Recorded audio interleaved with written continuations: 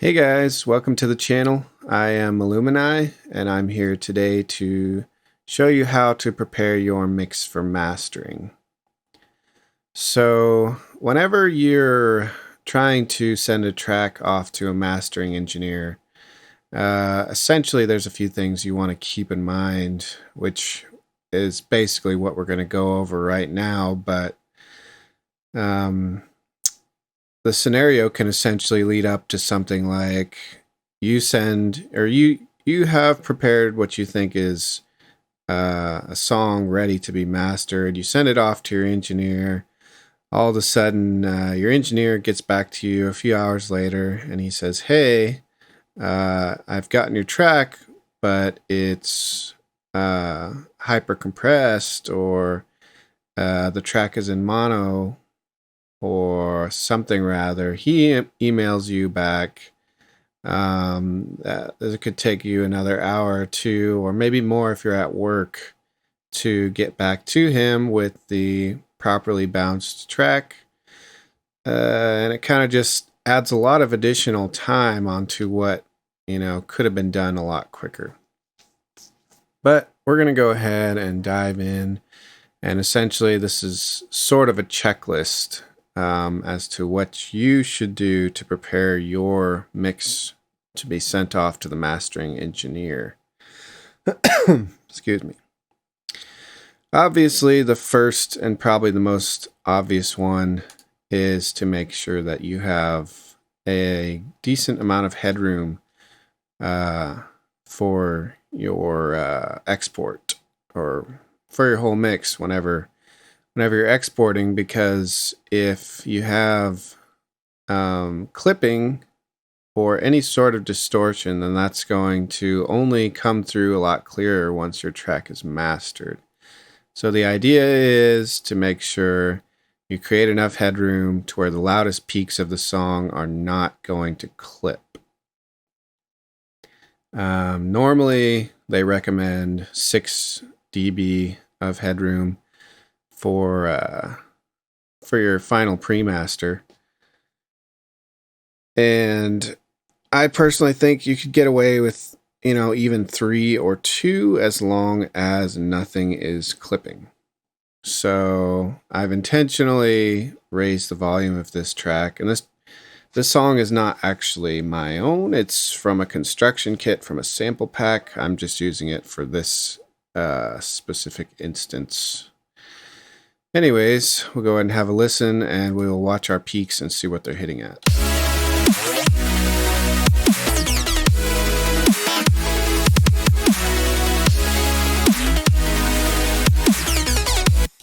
So it looks like one of the louder peaks here was hitting at, a second ago, was hitting at 1.09, which to me is a little too close for comfort.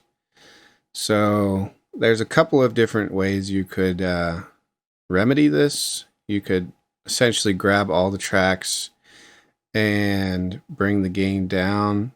But another pretty straightforward way to remedy the situation is to just grab a utility, which I already have here, and just bring your gain down, let's just say another 6 dB.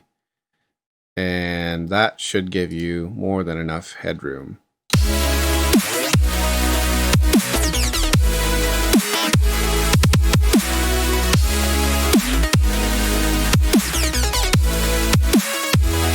Okay, so now it looks like our louder parts are hitting right around -6 dB, which is where we want it.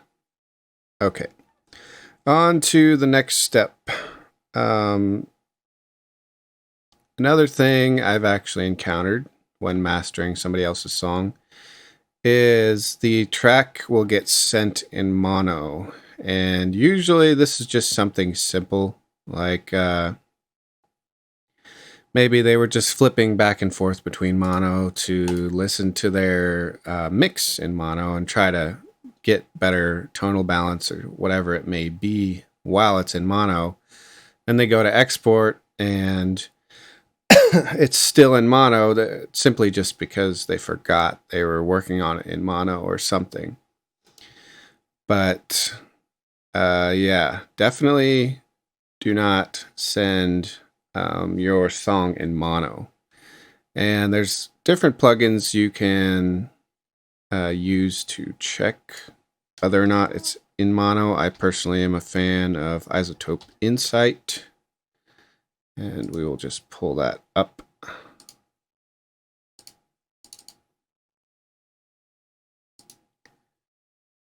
So you want to open the spectrogram, and essentially we'll just have a listen and see what happens here. So that's clearly has stereo information in it, but whenever it's in mono,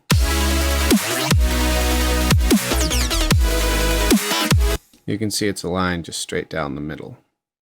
So if you have a plugin that will give you stereo information, then use that on your master just to double check that you're not in mono. And your mastering engineer will thank you for it. Anyways, the next one is please do not put any compressors or limiters on your master channel whenever you are preparing your mix. Now, this, I don't know, it's probably a topic that people could go back and forth about, but if you're going to add anything onto the master, as far as compression or limiting goes, make sure that the effect itself is very subtle, because you want to do your best to maintain those dynamics in your mix, and it will also help the mastering engineer better maintain the dynamics during the master, because the engineer, depending on how loud you want it, he may already have to take out some of the dynamics. But if you're taking some out and then he's taking some out, you're just going to end up with a very flat, emotionless wall of sound. So if you want to do a little compression or just to add a little bit of cohesion to your pre-master, a good one for this, in my opinion, would be the glue compressor, which is a stock compressor in Ableton. But whenever you're bringing that threshold down, I would not attenuate any more than maybe just a couple 3 dB tops.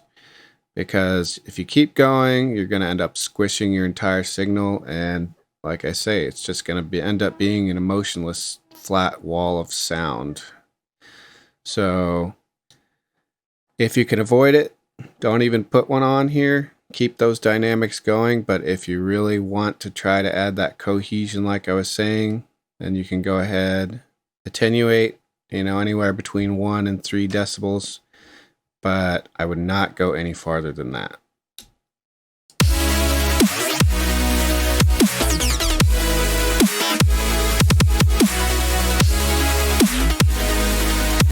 See, like once it's just barely shaving off those peaks, then I would stop. That's going to add a little bit of glue, but it's not going to ruin your dynamics. Okay, the next step here is to listen to the entire song before exporting. So the reason you might do this is simply because you might be super excited. You want to get this pre-master done and exported and sent to the mastering engineer for mastering, but you may have just misplaced something in the process. Whether a kick is overcompressed or, something just got cut by accident or maybe deleted by accident. Or, it could be a number of things. Maybe there's just a little percussion hit in a certain part of your song that you kind of forgot about, but it might be hitting too loud and causing the master to peak too high. So I just recommend listening through the whole track front to back, maybe 1 or 2 times, just to make sure everything is exactly where it should be and that your peaks are never coming into the red zone. And yeah, that's, it's just a step that I definitely recommend. All right, now the last step to this whole process would be export settings. So